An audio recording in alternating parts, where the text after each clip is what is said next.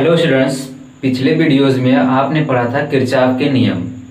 तो किरचॉफ के नियम में आपने दोनों नियम किरचॉफ के पढ़ लिए थे, जिसमें पहला नियम था संधि का नियम और उस पर एक क्वेश्चन भी हमने देखा था छोटा सा। और जो दूसरा नियम है किरचॉफ का वो है लूप का नियम या फिर वोल्टता नियम। तो वोल्टता नियम को और आसानी से समझने के लिए हमने एक रखा है क्वेश्चन। तो उसी नियम की सहायता से यानी किरचॉफ के दोनों नियम की सहायता से इस परिपथ को हल करेंगे।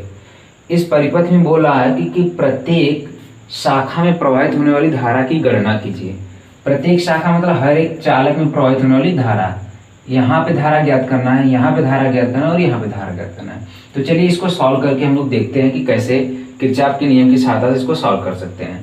तो हम मान लेते हैं कि इस बैटरी से जो धारा निकल रहा है उसका मान है I1।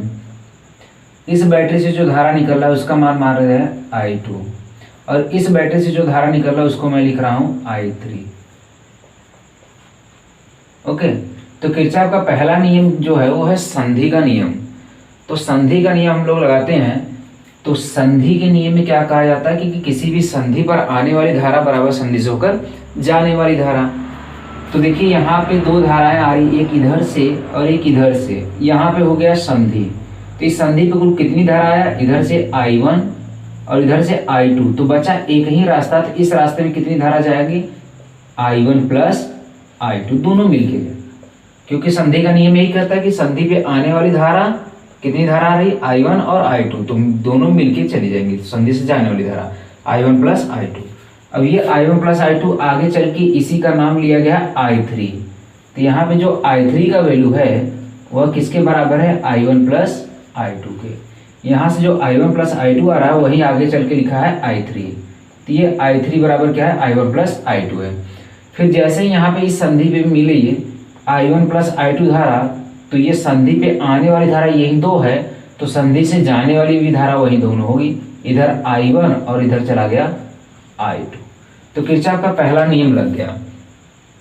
फिर अब बात करते हैं किरचॉफ के द्वितीय नियम की। तो किरचॉफ का द्वितीय नियम कैसे लगाते हैं, तो जैसे इस लूप को लिखते हैं, लूप 1 लिख देता हूं मैं। यह लूप 1 है और यह लूप 2 है। जो बॉक्स होता है उसी को लूप कहते हैं। तो इस लूप में किरचॉफ का नियम लगाते हैं। तो चलिए सॉल्व करते हैं। तो प्रथम लूप में किरचॉफ वोल्टेज लॉ द्वारा, तो किरचॉफ का वोल्टता नियम लिखते हैं पहले लूप में। तो किरचॉफ का वोल्टता नियम क्या कहता है कि किसी भी सेल के ऋण टर्मिनल से धन टर्मिनल की ओर घूम जाते हैं। एक सेल के ऋण टर्मिनल यानी छोटा वाला पार्ट से बड़े वाले टर्मिनल की तरफ, ऐसे धन वाले टर्मिनल की तरफ ऐसे घूम जाते हैं। तो जिस टर्मिनल यानी जिस सेल से हम ये घूमने की दिशा निर्धारित करते हैं उस सेल का वैल्यू लिख देते हैं। तो 2 वोल्ट है तो 2 हमने लिख दिया। फिर आगे ढूंढते हैं कि कोई और सेल मिल रहा है नहीं। तो हम यहाँ से चले और एक सेल आपको यहाँ मिल गया। कितना लिखा है, 4 वोल्ट। अब यहाँ पे 2 और 4 के बीच प्लस लिखना है कि माइनस। तो नियम क्या कहता है कि माइनस से अगर आप चले हैं, माइनस से धन की तरफ, तो दूसरे सेल का माइनस ही मिलना चाहिए, तब जाके प्लस लिखते हैं। लेकिन माइनस ऋण प्लेट से हमने चलना शुरू किया और मिल गया धन प्लेट। यहाँ पे देखिए दूसरे सेल का धन प्लेट मिल गया, तो इसको माइनस से प्रदर्शित करेंगे। यानी ऋण टर्मिनल से चले हैं तो दूसरे सेल का भी ऋण टर्मिनल मिलेगा, तभी धन लिखेंगे, अन्यथा क्या लिखेंगे, माइनस। तो आगे चलते हैं, और कहीं सेल है, नहीं है, बराबर। अब ढूंढते हैं प्रतिरोध। यहाँ से चलने पे प्रतिरोध कोई मिला नहीं, यहाँ मिला 2 ओम का प्रतिरोध। और इस प्रतिरोध में कितनी धारा प्रवाहित है उसका गुणा कर देंगे। इस प्रतिरोध में कितनी धारा प्रवाहित हो रही है, I2, तो I2 को गुणा कर देंगे। अब देखिए आप घूम रहे हैं इधर, आपकी गति इधर है लेकिन धारा जस्ट विपरीत दिशा में है, तो इसके सामने माइनस। आगे बढ़ते हैं और ये प्रतिरोध मिला 2 ओम का, तो 2 ओम लिख दिया। इसमें कितनी धारा बह रही है, I1 लिख दिया। सामने प्लस लिखा जाएगा माइनस। तो देखिए हम जा रहे थे ऐसे और धारा भी उसी दिशा में जा रहा है, तो प्लस। तो धारा की दिशा में अगर आप गति कर रहे हैं तो आपकी गति करते हुए दिशा में ही अगर वैद्युत धारा की दिशा है तो उसको प्लस दिखाएंगे। अगर आप जिधर गति कर रहे हैं उसके विपरीत दिशा में धारा है तो क्या दिखाएंगे, माइनस। तो यहाँ पे हम गति कर रहे थे इस तरीके से, इधर जा रहा धारा आ रहा है इधर, इसलिए यहाँ पे माइनस लिखा हुआ है। और इस प्रतिरोध में हम इधर गति कर रहे हैं तो ये प्लस लिखा है क्योंकि धारा भी उसी दिशा में है। तो अब इसको सॉल्व करते हैं। 2 में से 4 सब्ट्रैक्ट करेंगे तो 2 आ जाएगा। ये है -2i2 और +2i1। 2 से भाग हो जाएगा तो ये हो जाएगा -1 बराबर -2i2 प्लस i1। अब यहाँ से i2 का मान निकालते हैं, i2 इधर i1 का मान निकालते हैं, i2 इधर माइनस इधर क्या हो जाएगा प्लस, तो ये i2 प्लस हो गया और -1 बराबर क्या मिल गया i1। समीकरण 1 बना। अब ऐसे ही द्वितीय लूप में आते हैं। द्वितीय लूप में भी किसी एक बैटरी के ऋण टर्मिनल से धन टर्मिनल तक घूम जाते हैं। ये बैटरी का ऋण टर्मिनल से धन टर्मिनल से घूम जाते हैं। कितना मान है ये मान नोट कर लेते हैं। तो द्वितीय लूप में किरचॉफ वोल्टता नियम से, तो द्वितीय लूप में पहला 4 वोल्ट की बैटरी, आगे बढ़ते हैं, ऋण से चले हैं, दूसरे सेल का ऋण टर्मिनल मिल गया। देखिए दूसरे सेल का ऋण पहले ही मिल गया तो प्लस कितना है 6 बराबर। अब प्रतिरोध ढूंढते हैं। यहाँ से पहुंचे कोई प्रतिरोध नहीं मिला, यहाँ मिल गया 4 ओम का प्रतिरोध 4। इसमें जो धारा प्रवाहित हो रहा है उसकी गुणा कर देंगे। इसमें कौन सी धारा प्रवाहित हो रहा है i3, तो i3 का गुणा कर देंगे। हम जा भी इधर ही रहे, धारा की भी दिशा वही है तो प्लस। आगे बढ़ते हैं और प्रतिरोध ढूंढते हैं। यहाँ मिला प्रतिरोध 2 ओम। 2 ओम का प्रतिरोध हमने लिख दिया। और इसमें कितनी धारा बह रही है i2, तो i2 हमने लिख दिया। हमारे गति की दिशा में धारा बह रहा है तो प्लस लिख देंगे। इसको सॉल्व कर लेते हैं। तो ये हो गया 10 और ये हो गया 4। और i3 बराबर लिखा है i1 प्लस i2, तो i1 प्लस i2 हमने i3 की जगह लिख दिया i1 प्लस i2, और यहाँ पर लिखा है 2i2। 2 से हर जगह भाग कर देंगे तो ये हो गया 5, ये हो गया 2i1 plus 2i2 plus i2। 2 का भाग किया तो यहाँ बचा 2, 2 का गुणा, यहाँ 2 का हट गया, तब ये 5 बराबर 2i1 प्लस 2 और 1 3i2। ये समीकरण रहा 2। समीकरण 1 से i1 का मान यहाँ पर रख लेते हैं।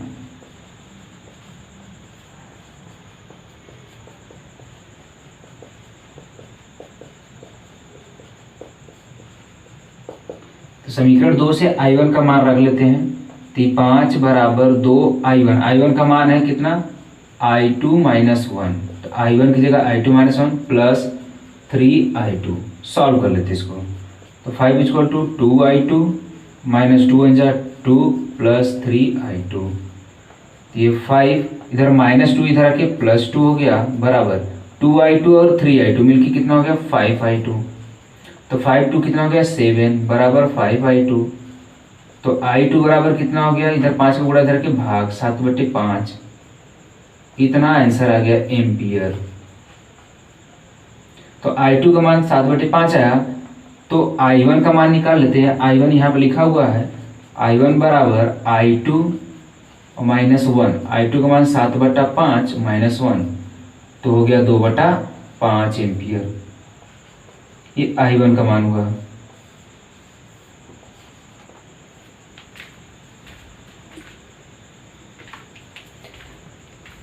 i1 और i2 मिल गया। अब निकाल लेते हैं i3। तो i3 बराबर लिखा है फिगर में i1 plus i2, i1 plus i2। i1 का वैल्यू अभी हमने निकाला 2/5 प्लस i2 का वैल्यू 7/5। सॉल्व कर लेते इसको। तो i3 बराबर कितना मिल गया 7 to 9/5 एम्पियर। ये रहा तीसरा। तो i1 यानी पहली शाखा में प्रवाहित धारा कितना है 2/5 एम्पियर। i2 यानी दूसरी शाखा में प्रवाहित धारा कितना है 7/5 एम्पियर। i3 यानी तीसरी शाखा में प्रवाहित धारा कितना है 9/5 एम्पियर। तो ये किरचॉफ का नियम का एक छोटा सा एग्जाम्पल हमने समझाया यहाँ पे। तो इस परिपथ को हल किया गया किरचॉफ के नियम से। तो लूप का नियम क्या कहता है कि लूप में किसी एक सेल के ऋण टर्मिनल से धन की तरफ घूम जाएंगे। तो ऋण से धन की तरफ घुमा, जिससे घूमे वो पहले नोट कर लेंगे, 2 वोल्ट था नोट कर लिया। फिर दूसरा सेल का अगर कोई ऋण टर्मिनल मिल गया तो उसको प्लस लिखेंगे, अगर धन टर्मिनल पहले मिल जाता तो उसको माइनस लिखेंगे। तो ऋण से चले, दूसरे सेल का धन टर्मिनल इधर से पहले मिल गया तो इसलिए इसको माइनस लिखा गया है। ठीक, तो कुल वैद्युत वाहक बल पहले एक साइड लिख लेंगे, बराबर करके प्रतिरोध और धारा का गुणनफल लिखेंगे। किरचॉफ का नियम यही कहता है कि कुल वैद्युत वाहक बल प्रतिरोध और धारा के गुणनफल के बराबर होता है। तो कुल वैद्युत वाहक बल 2 बैटरी था, तो कुल वैद्युत वाहक बल हमने लिख दिया 2 और -4। फिर आगे बढ़ा हमने तब प्रतिरोध ढूंढा, प्रतिरोध है 2 ओम, इसमें धारा प्रवाहित हो रहा I2, तो 2 गुणे I2।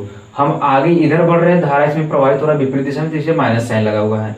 फिर ये प्रतिरोध है, इसमें प्रतिरोध का मान है 2 लिखा, इसमें धारा बह रहा है I1 लिखा। हम गति करते हुए ऐसे जा रहे हैं, धारा भी उसी दिशा में जा रही है, इसलिए प्लस लिखा हुआ है। तो इसको हमने सॉल्व कर लिया, समीकरण 1 हुआ। ऐसे ही लूप 2 से समीकरण 2 बनेगा।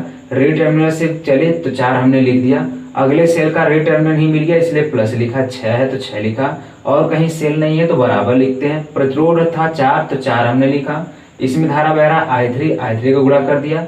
हम इधर गति कर रहे हैं तो धारा भी उधर ही गति कर रहा है इसलिए प्लस लिखा हुआ है। आगे एक प्रतिरोध इस लूप में है 2 ओम हमने लिखा, इसमें धारा I2 लिखा, हमारी गति की दिशा में धारा बह रहा है तो प्लस लिखा। अब इसको सॉल्व किया, समीकरण 2 गया। समीकरण 1 और 2 को हमने हल किया तो I2 बराबर इतना मिल गया, I1 बराबर इतना, और I1 मिल गया तो I3 बराबर लिखा I1 प्लस I2, तो I3 बराबर I1 और I2 को हमने जोड़ दिया, I3 मिल गया। तो किरचॉफ के नियम को हमने यहाँ का प्रयास करेंगे। तो इस क्वेश्चन में बोला जा रहा है कि 4 ओम के प्रतिरोध का विभवांतर ज्ञात कीजिए। जो 4 ओम का प्रतिरोध लिखा हुआ है इसी के बीच में विभवांतर पता करना है। तो 4 ओम के प्रतिरोध में विभवांतर पता करना है, इसके लिए कैलकुलेशन हम लोग करेंगे। आपको मालूम है किसी भी प्रतिरोध का विभवांतर आपको तब पता चलता है जब उसमें प्रवाहित धारा पता हो। अगर हम निकाल ले कि इस 4 ओम वाले प्रतिरोध में कितनी धारा प्रवाहित हो रही है, तो धारा गुणे प्रतिरोध बराबर क्या हो जाएगा, विभवांतर। यानी हमको पता करना है 4 ओम वाले में प्रवाहित धारा। तो चलिए कैलकुलेशन करके देखते हैं किस तरीके से होता है। तो किरचॉफ का हम नियम लगाएंगे।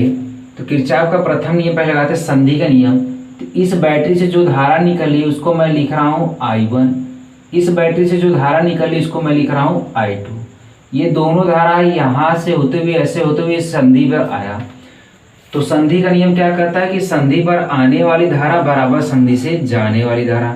संधि पे I1 और I2 आ रहा है तो जाएगा भी कितना, I1 प्लस I2। ये I1 प्लस I2 यहाँ से होते हुए ऐसे होते हुए यहाँ तक पहुँचा I1 प्लस I2। फिर ये संधि पे मिले तो संधि पे ये धारा पहुँची, तो संधि से 2 रास्ते निकले, तो ये धारा संधि पे आने वाली धारा I1 प्लस I2 है, तो जाने वाली भी धारा कितना होना चाहिए, I1 और I2 होना चाहिए। तो I1 अपने रास्ते चला गया, अब I2 अपने रास्ते। तो ये किरचॉफ का प्रथम नियम लग गया। द्वितीय नियम लगाते हैं, तो इसको मैं लिख रहा हूं प्रथम लूप। तो प्रथम लूप में किरचॉफ वोल्टता नियम से, तो किरचॉफ का वोल्टता नियम पहले लूप में लगाते हैं। तो हमने अभी अभी समझाया कि किरचॉफ का वोल्टता नियम कैसे लगाते हैं कि किसी भी लूप में किसी भी सेल्स के ऋण टर्मिनल से होते हुए धन टर्मिनल की ओर घूम जाते हैं। जिस सेल से घूमते हैं उसका वैल्यू पहले लिख लेते हैं, फिर अगले सेल का अगर धन टर्मिनल पहले मिलता है तो उसको माइनस से दिखाते हैं। यहाँ से हमने चला, मिल गया धन वाला पहले, बाद में माइनस से, पहले धन मिला इसलिए माइनस दिखाएंगे, और कहीं सेल नहीं इसमें बराबर। अब क्या लिखेंगे, प्रतिरोध ढूंढेंगे। यहाँ से हमने चलना स्टार्ट किया, प्रतिरोध मिल गया 2 ओम, इसमें धारा का गुणा कर देंगे। धारा कितनी प्रवाहित हो रही है, I2, तो I2 का मल्टीप्लाई कर देंगे। अब देखिए हम जा रहे हैं इधर, एरो इधर लगा, लेकिन धारा जस्ट विपरीत लग रहा है, तो क्या करेंगे, माइनस। आगे पहुंचते हैं, ये मिला 6 ओम का प्रतिरोध, 6 ओम लिख दिया। इसमें प्रवाहित धारा कितना, देखिए इधर से धारा I1 जा रहा है, तो कितनी धारा होगा, I1। अब देखिए हमारी गति की दिशा भी वही है जो धारा की दिशा है, इसलिए क्या लिखेंगे, प्लस। सॉल्व करते 2 - 4 क्या होगा, -2 इक्वल टू यहाँ पे -2 I2 प्लस 6 I1। 2 से हर जगह डिवाइड हो जाएगा, डिवाइड कर देते हैं, तो -1 equal to -I2 plus 3 I1। तो यहाँ से I2 का वैल्यू निकाल लेता है, I2 की तरफ भेजेंगे तो हो जाएगा प्लस, और ये -1 उधर चला जाएगा तो हो जाएगा प्लस। ये हो गया समीकरण नंबर 1। ऐसे ही द्वितीय लूप में आते हैं।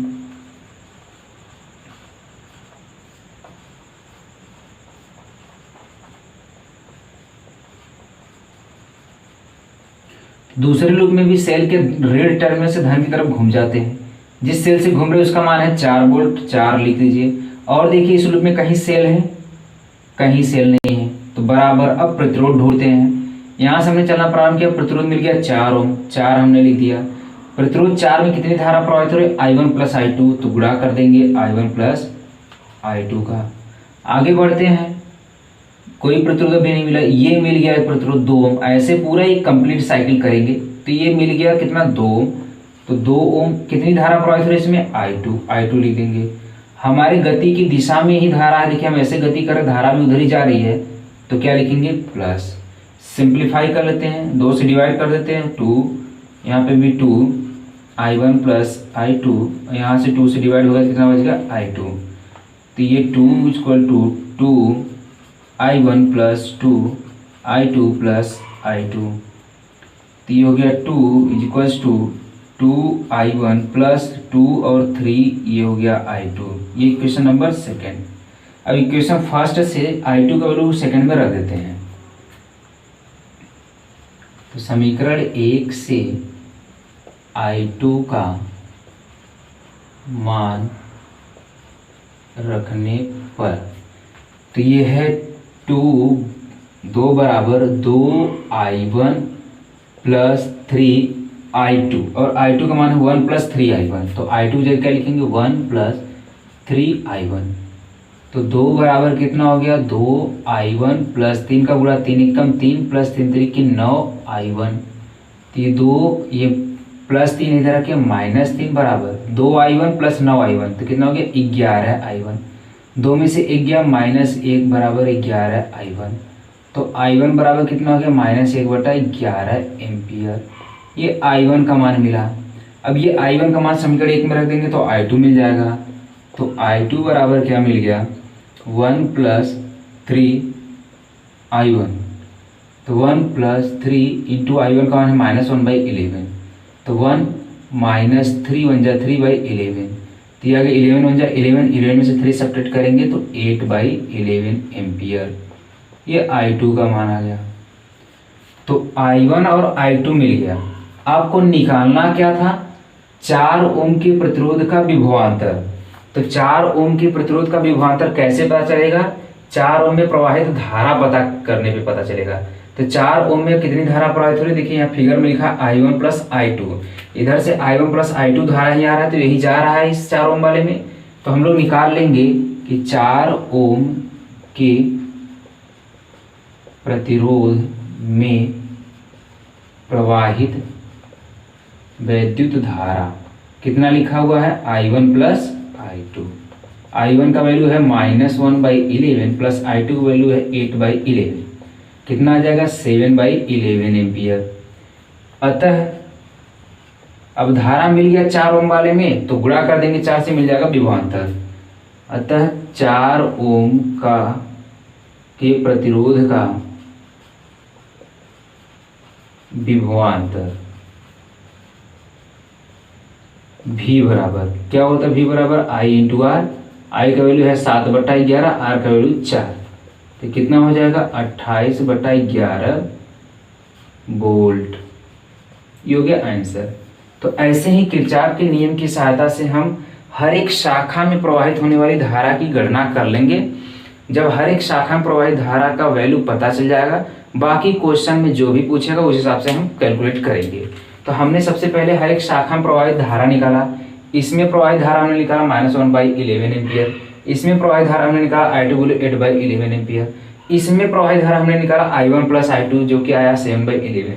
अब इस क्वेश्चन में जैसे बोला था कि 4 ओम के प्रतिरोध का विभवांतर, तो इसमें प्रवाहित धारा 7/11 और गुणे प्रतिरोध आ गया इसका विभवांतर।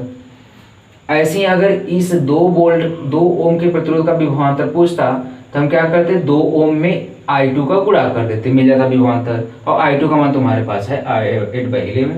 ऐसे अगर 6 ओम का प्रतिरोध का विभवांतर पूछता तो 6 में I1 का गुणा कर देते। तो 6 यहाँ पे है, I1 यहाँ पे गुणा कर देते, इसका विभवांतर पता चल जाता। तो ये किरचॉफ के नियम का एक छोटा सा एग्जाम्पल हमने समझाया। तो उम्मीद है समझ में आ गया होगा आप लोगों के। ऐसे ही जितने भी क्वेश्चन हैं आप सावधानी पूर्वक अगर सॉल्व करेंगे जैसे जैसे नियम बताया गया है तो आपको बहुत आसानी से सॉल्व कर सकते हैं इस क्वेश्चन को।